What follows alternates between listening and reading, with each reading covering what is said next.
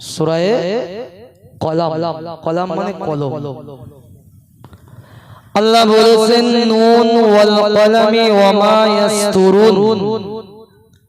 আল্লাহ বলেছেন কসম সেই কলমের এবং কলম যা কিছু লিপিবদ্ধ করে তারও আল্লাহ কসম খেলেন। একটা 3 টাকার পেনের কসম খাবার কি দরকার? 3 টাকার পেন না, পেনের দাম কত? 3 টাকার পেনের আল্লাহ কসম খাচ্ছে। বলেন তো কি হয় কলমে? অনেক কিছু হয়।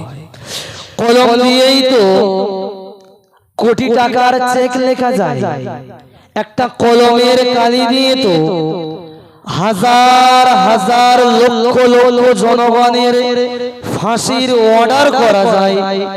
একটা কলমের কালি দিয়ে মানুষকে মার্ডার করার জন্য লেলিয়ে দেওয়া যায়। কলমের কালি দিয়ে না আরো অনেক কিছু হয়। ওই জন্যই আল্লাহ কলমের গুরুত্ব বোঝালেন। কিসের গুরুত্ব? কলমের গুরুত্ব। তারপরে আল্লাহ বললেন মা আনতা বিনিমাতি রাব্বিকা বিমাজনুন। ও নবী, আপনি আপনার প্রতিপালকের দয়ায় আপনি পাগল নন। কাকে কে বলছে? আল্লাহ তার রাসূলকে বলছেন মা আনতা, হে নবী আপনি নন বিনিমাতি রাব্বিকা, আপনার প্রভুর দয়ায় বিমাজনুন, পাগল। আপনি আপনার প্রভুর দয়ায় আপনি পাগল নন। এই কথা বলার কারণ কি? কথা বলার কারণ কি? তাহলে বুঝতে হবে রাসূলুল্লাহকে কেউ না কেউ পাগল বলেছে, তাই না? এই কথার দ্বারা বোঝা যাচ্ছে রাসূলুল্লাহকে কেউ না কেউ পাগল বলেছে। আসলে রাসূলুল্লাহ সাল্লাল্লাহু আলাইহি ওয়াসাল্লাম যখন মক্কার মাটিতে তিনি যখন কলেমার দাওয়াত দিচ্ছিলেন, রাসূলুল্লাহ সাল্লাল্লাহু আলাইহি ওয়াসাল্লামকে না মক্কার কুফারে কুরাইশরা, মক্কার লোকেরা না রাসূলুল্লাহকে পাগল বলেছিল। কি বলেছিল? পাগল বলেছিল। ওই জন্যই ওরা রাসূলুল্লাহকে পাগল বলেছিল। যেহেতু মক্কার লোকেরা রাসূলুল্লাহকে পাগল বলল, রাসূলুল্লাহ তাদের কাছে বললেন তোমরা যে দুর্গা, কালী, হোবাল, লাত, উজ্জা, মানাত এই সমস্ত ন্যাংটো ঠাকুরদের পূজা করে বেড়াও, এরা তোমাদের উপাস্য নয়। তোমাদের উপাস্য যিনি তোমাদের রাজ্জাক, যিনি তোমাদের হায়াত এবং কুওয়াতের মালিক, বরং সেই আল্লাহ পাক রব্বুল আলামিন তোমাদের সকলের স্রষ্টা। জোরে বলুন সুবহানাল্লাহ। তাহলে রাসূলুল্লাহকে ওরা পাগল বলল, আল্লাহ তার এগেইনস্টে, তার বিরুদ্ধে কি বলল? আপনি পাগল নন। আরো আল্লাহ পাক রব্বুল আলামিন বললেন ওয়া ইন্নাকা লাকালা আজরান গায়রা মামনুন। ও নবী, ওরা আপনাকে পাগল বলতে পারে, ওরা আপনাকে কবি বলতে পারে, ওরা আপনাকে গণক বলতে পারে, ওরা আপনাকে জ্যোতিষী বলতে পারে, কিন্তু ইয়া রাসূলুল্লাহ, ইয়া হাবিবাল্লাহ, হুজুর আমি আল্লাহ আপনাকে বলছি আপনার জন্য রয়েছে অশেষ নিয়ামত, যে নিয়ামত দুনিয়াতে এবং আখিরাতে কোনোদিন শেষ হয়ে যাবে না। সুবহানাল্লাহ। বাড়িকে বলবেন, একটু মহব্বত করে বলেন সুবহানাল্লাহ। বলতে কষ্ট হচ্ছে পেছন দিক থেকে। তাহলে আল্লাহ কি বললেন? আপনার জন্য রয়েছে অশেষ নিয়ামত, যে নিয়ামত কোনোদিন শেষ হবে না। তারপরে আল্লাহ আবারও বললেন ওয়া ইন্নাকা লাআলা খুলুকিন আযীম। হে নবী, আপনি হলেন সুমহান বিশাল চরিত্রের, ক্যারেক্টারের অধিকারী। মহব্বত করে বলুন। তাহলে ওরা নবীকে পাগল বলল, আর আল্লাহ তার এগেনস্টে কি বললেন? আপনার জন্য রয়েছে অশেষ নিয়ামত, আর আপনার জন্য আপনার ভিতরে রয়েছে কি রয়েছে? আপনি হলেন সুমহান চরিত্রের অধিকারী। মনে রাখবেন, এ কথাটা কিন্তু রাসূলুল্লাহ ছাড়া আল্লাহ পাক রব্বুল আলামিন কাউকে আর বলেন। কারণ একটা মানুষকে তো সামনে দিক থেকে বিরাট ভালো দেখায়, আমার গায়ে বড় জুব্বা, মাথায় টুপি, বিরাট বড় জুব্বা, আমার ভেতরটা কি রয়েছে আপনি জানেন? আপনার বলার ক্ষমতা রয়েছে? আমি যদি দিগিরেট বদমাইশ হই আপনি বুঝতে পারবেন?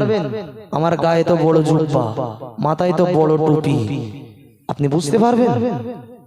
রাসূলুল্লাহকে কিন্তু আল্লাহ এমনি আর লকব দেননি, ও নবী আপনি হলেন সুমহান চরিত্রের অধিকারী। এমনি এমনি দেয়নি, কিন্তু এর ভিতরে অনেক কারণ রয়েছে। আসলেই তো আল্লাহ জেনেছিলেন যে মুহাম্মাদের ভিতরে, আমার হাবিবুল্লাহর ভিতরে, আমার হাবিবুল্লাহ দেখতে যেমনে ভালো, আমার হাবিবুল্লাহর ভেতরটা অনেক অনেক গুণে ভালো। ওই জন্যই তো আল্লাহ রাসূলুল্লাহকে লকব দিয়ে বলেছিলেন আপনি হলেন সুমহান চরিত্রের অধিকারী। তাহলে মক্কার লোকেরা রাসূলুল্লাহকে পাগল বলল, আর আল্লাহ বললেন আপনি হলেন, আসলে না, রাসূলুল্লাহর সাহাবীরা বা কুফারে কুরাইশরা যারা রাসূলুল্লাহর বিরোধী ছিল, এরা কিন্তু রাসূলুল্লাহর কেউ এমনি এমনি বিরোধিতা করেনি। এরা সবাই কিন্তু রাসূলুল্লাহর কাছে ঋণী। এরা কিন্তু এমনি এমনি রাসূলুল্লাহর বিরোধিতা করেনি। বিরোধিতা করেছিল কেন জানেন? ওদের কিসে আঘাত লেগেছিল? ওদের প্রতিমা বলে, প্রতিমা, ঠাকুর, ঠাকুরের ভালোবাসা কি? প্রতিমা। ওদের যে আল্লাহ, ওদের আল্লাহকে রাসূলুল্লাহ অস্বীকার করে এক আল্লাহর কথা বলেছিল বলে ওরা রাসূলুল্লাহকে পাগল বলেছিল, তাই না? ওই জন্যই রাসূলুল্লাহকে বলেছিল মুহাম্মাদের মাথা খারাপ হয়ে গেছে। জোরে বলুন নাউজুবিল্লাহ, জোরে বলেন না নাউজুবিল্লাহ।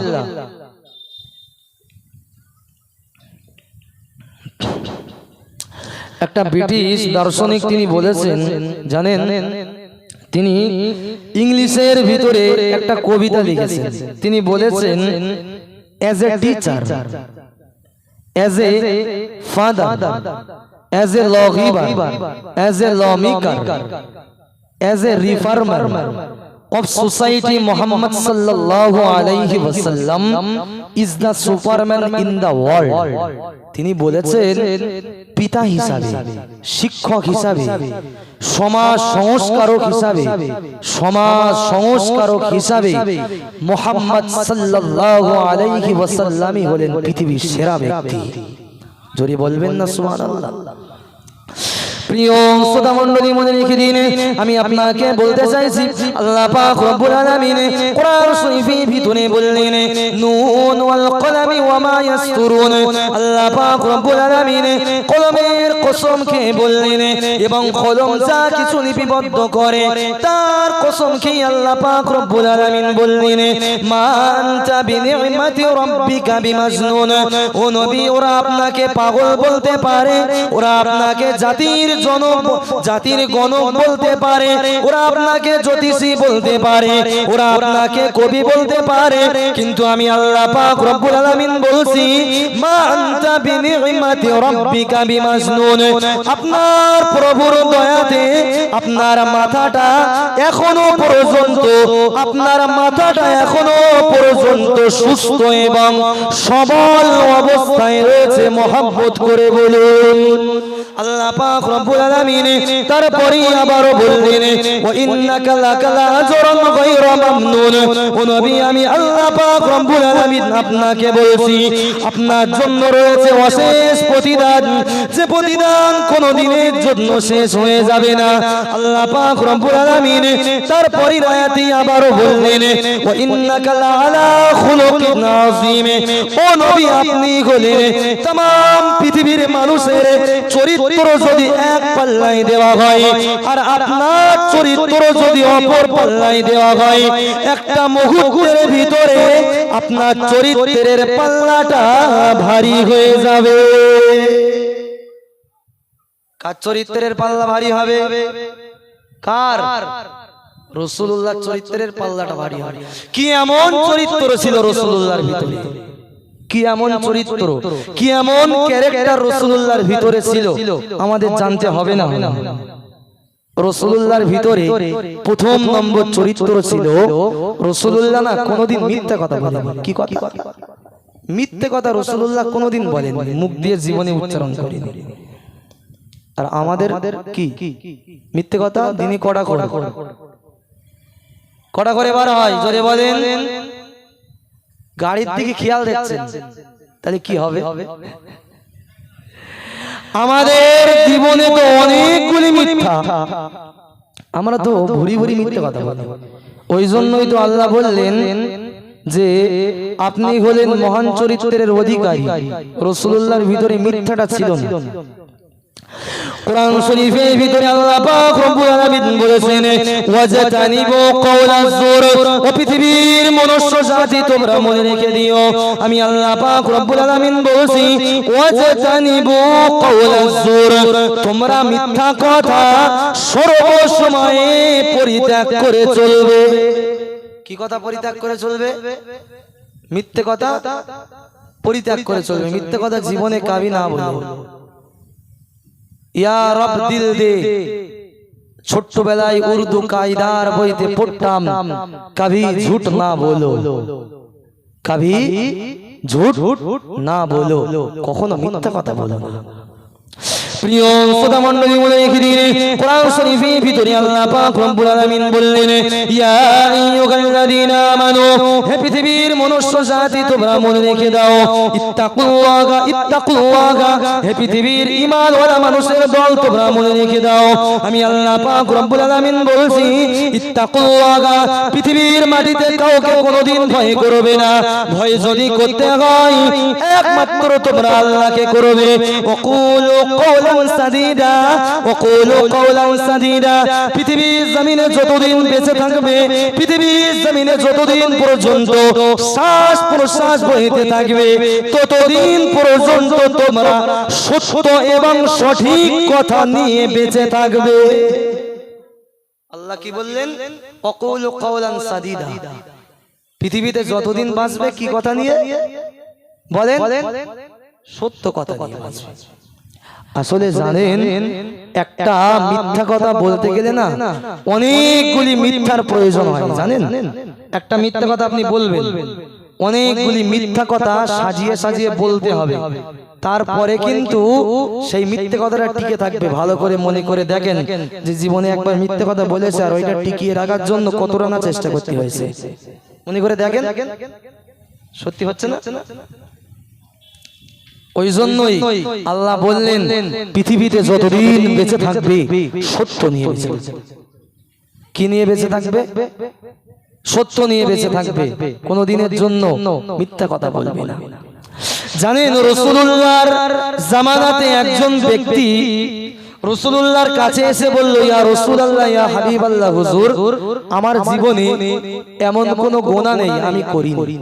কি বলল? রাত হলে জেনা করি, রাত হলে চুরি করতে বার হই, রাত হলে মদের আড্ডা যায়, মদের আড্ডা হয়, কলকে গাঁজা ওইসবের আড্ডা হয়, সেখানে যাই, সকাল বিকাল বেলা তাসের আড্ডায় বসি, এবং অল্টারনেটিভ অলওয়েজ সুদের সঙ্গে আমার সম্পর্ক, অটোমেটিক্যালি সুদ খাই। ইয়া রাসূলুল্লাহ, ইয়া হাবিবাল্লাহ, হুজুর, আমার জীবনের গুনাহ কি মাফ হবে? রাসূলুল্লাহ বললেন, হ্যাঁ হবে। কি বললেন? তোমার জীবনের গুনাহকে আল্লাহ পাক ক্ষমা করে দিয়ে তোমার জন্য আল্লাহ দয়া জান্নাত দেবে। জোরে বলুন সুবহানাল্লাহ। তো এই ব্যক্তিটি রাসূলুল্লাহর কাছে এসে বলল যে সব গুনাহ আমি করি, তো রাসূলুল্লাহ বললেন তোমার গুনাহ মাফ হবে। বলল কি করতে হবে ইয়া রাসূলুল্লাহ? বলল তুমি মিথ্যা কথা ছেড়ে দাও। কি কথা? মিথ্যে বলা ছেড়ে দাও। কেন মিথ্যে বলা ছেড়ে দেবে? চুরি করতে বারণ করলেন না, ডাকাতি করতে বারণ করলেন না, জিনা করতে বারণ করলেন না, তাস বলি, জুয়া বলি, মদ বলি, নারীবাজি বলি কিছুই করতে বললেন না। বললেন তুমি মিথ্যা কথা ছেড়ে দাও। এর কারণ হলো রাসূলুল্লাহ আবারও বলে দিলেন তুমি আগামীকাল আমার কাছে আসবে। আগামীকাল আমার কাছে আসবার আমি একটাই কথা জিজ্ঞাসা করব যে আজকেও কি চুরি করেছিলে? আর এ যদি রাসূলুল্লাহর কাছে এসে বলে যে হ্যাঁ ইয়া রাসূলুল্লাহ করেছিলাম, তোমাদের লজ্জা লাগবে না? লাগবে না? লাগবে না? লাগবে না? ব্যক্তিটি চলে গেল আস্তে আস্তে গুটি গুটি পায়। প্রিয় শ্রোতা মণ্ডলী, লোকটি চলে গেল, তার বাসার আড্ডায় চলে গেল, তার বাড়িতে চলে গেল। জিনা করার সময় ঠিক রাত ঘনিয়ে আসলো। লোকটি মনে মনে ভাবলো, আমার তো সকালবেলা রাসূলুল্লাহর দরবারে যেতে হবে। আমি রাসূলুল্লাহর কাছে গিয়ে কিভাবে বলবো যে রাসূলুল্লাহ আমি জিনা করেছিলাম? আমি রাসূলুল্লাহর দরবারে কিভাবে গিয়ে বলবো যে রাসূলুল্লাহ আমি ডাকাতি করেছিলাম? আমি রাসূলুল্লাহর দরবারে কিভাবে গিয়ে বলবো যে ইয়া রাসূলুল্লাহ আমি তাসের আড্ডায় বসেছিলাম? রাসূলুল্লাহর দরবারে লোকটি গুটি গুটি পায়ে আসলো। রাসূলুল্লাহ লোকটিকে জিজ্ঞাসা করলো, লোকটি বলল ইয়া রাসূলুল্লাহ ইয়া হাবিবাল্লাহ বলুন আমি আপনার দরবারে হাজির হয়ে গিয়েছি। রাসূলুল্লাহ লোকটিকে জিজ্ঞাসা করলো ও ব্যক্তি তুমি কি অন্য দিনের তুলনায় অন্য দিনের মতো আজকে রাতেও তুমি কি জিনা করেছিলে? অন্য দিনের মতো আজকে রাতেও তুমি কি ডাকাতি করেছিলে? লোকটি বলল ইয়া রাসূলুল্লাহ ইয়া হাবিবাল্লাহ হুজুর আপনি আমাকে বলেছিলেন যে মিথ্যা কথা ছেড়ে দাও, যে মিথ্যা কথা থেকে তুমি পরিহার করো। ইয়া রাসূলুল্লাহ ইয়া হাবিবাল্লাহ হুজুর আমি আপনার সম্মুখে সত্য কথাই বলছি ইয়া রাসূলুল্লাহ।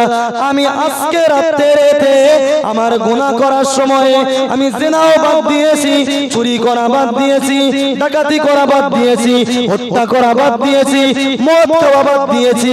ইয়া রাসূলুল্লাহ ইয়া হাবিবাল্লাহ হুজুর আমি সমস্ত গুনাহ থেকে আপনার দরবার থেকে পবিত্র হয়ে গেলাম। লোকটি কি হয়ে গেল? পবিত্র হয়ে গেল। লোকটি জীবনে রাসূলুল্লাহ আস্তে আস্তে তাকে কলেমা পড়িয়ে দিলেন। লোকটি আস্তে আস্তে ইসলামের ছায়াতলে এসে লোকটি মুসলমানদের খাতায় নাম লিখিয়ে আল্লাহর দয়ার জান্নাত কিনে নিয়ে জান্নাতি হয়ে গেলেন। কি করেছিলেন? মিথ্যা কথা বাদ দিয়েছিলেন। জানেন মিথ্যা কথা না অনেক ঘৃণিত জিনিস। রাসূলুল্লাহ আরেকটা হাদিসে বলেছেন ইদা কাদিবাল আবদু তাবাদা আনহুল মালাক মিলান মিন নাতনি মা জাআ বিহি। রাসূলুল্লাহ সাহাবী রাসূলুল্লাহ বলেছেন মিথ্যা হলো এমন জঘন্যতম জিনিস ইদা কাদাবাল আবদু তাবাদা আনহুল মালাক। রাসূলুল্লাহ বলেছেন যখন কোন বান্দা মিথ্যা কথা বলে ফেরেশতা তার থেকে মিলান 1 মাইল দূরে সরে যায় মিন নাতনি তার মিথ্যা বলার দুর্গন্ধ। কি বলার দুর্গন্ধে? মিথ্যা বলার দুর্গন্ধে ফেরেশতা দূরে সরে যায়। আপনারা জানেন তো যে আমাদের দুই কাঁধে ফেরেশতা থাকে, জানেন না? জানেন না? আমরা নামাজে বলছি আসসালামু আলাইকুম ওয়া রাহমাতুল্লাহ, বলছি না? বলছি না? উত্তর দেয় কেডা? কে দেয়? ফেরেশতা দেয়। কেডা দেয়? ফেরেশতা দেয়। জানেন ফেরেশতা দেয়। ওই জন্য আমাদের কাঁধে কি রয়েছে? ফেরেশতা রয়েছে। তো আমি যেটা আপনাকে বোঝাতে চাইছি মিথ্যা হলো জঘন্যতম জিনিস। রাসূলুল্লাহর আরেকটা হাদিসের ভিতরে রাসূলুল্লাহ বলেছেন আলাইকুম বিসসিদকি ফাইন্নাস সিদকা ইয়াহদি ইলাল বিররি ওয়া ইন্নাল বিররা ইয়াহদি ইলাল জান্নাহ। বিশ্বনবী রাসূলুল্লাহ কি সুন্দরভাবে হাদিস শরীফের ভিতরে বলেছেন আলাইকুম বিসসিদকি পৃথিবীর জমিনে তোমরা সত্যকে আঁকড়ে ধরে থাকবে। ওয়া ইন্নাল বিররা রাসূলুল্লাহ বলেছেন কারণ সত্য হলো ওয়া আলাইকুম বিসসিদকি ফাইন্নাস সিদকা ইয়াহদি ইলাল বিররি। রাসূলুল্লাহ বলেছেন সত্য হলো এমন একটি জিনিস, সত্য নিয়ে যায় পুণ্যের দিকে তথা সওয়াবের দিকে সত্য নিয়ে যায়। ওয়া ইন্নাল বিররা ইয়াহদি ইলাল জান্নাহ। আর রাসূলুল্লাহ বলেছেন আর সওয়াবের কাজ তো পুণ্যের কাজ তো নিয়ে যায় আল্লাহর দয়ার জান্নাতের দিকে। সত্য বললে কোথায় যাওয়া যাবে বলেন? মিডিয়ারাই সব জায়গায় গিয়ে ওয়াজ শুনে, আমি যা দেখেছি। এর কাছে ওয়াজ শুনতে হয়, ভিডিও কেটে কেটে ছাড়তে হয়, করতে হয়, তা করতে হয়। সব থেকে বেশি এখন অনেক হুজুরের থেকে জ্ঞানীরা হয়ে গেছে ওয়াজ শুনে শুনে। ভালো হুজুরদের ওয়াজ শুনে শুনে না, এরা তো ওয়াজ শুনতে হয়। দেখতে পাচ্ছেন উত্তরটা কিরকম দিচ্ছে আপনারা? প্রিয় শ্রোতামণ্ডলী, আমি রাসূলুল্লাহর চরিত্র সম্পর্কে আপনাকে বলেছিলাম। রাসূলুল্লাহর চরিত্রের ভিতরে মিথ্যা ছিল না, রাসূলুল্লাহর চরিত্রের ভিতরে মিথ্যা ছিল না। ওই জন্যই তো আল্লাহ পাক রব্বুল আলামিন তার রাসূলকে লকব দিয়েছিলেন ইয়া রাসূলুল্লাহ, ইয়া হাবিবাল্লাহ। হুজুর, আমি আল্লাহ পাক রব্বুল আলামিন বলছি আপনার চরিত্রটা হলো तमाम পৃথিবীর মানুষের থেকেও সবচাইতে বেশি সর্বশ্রেষ্ঠ। রাসূলুল্লাহর ভিতরে কি ছিল না? ধরে বলেন। মিথ্যা ছিল না। রাসূলুল্লাহর ভিতরে কি ছিল না? মিথ্যা ছিল না। রাসূলুল্লাহর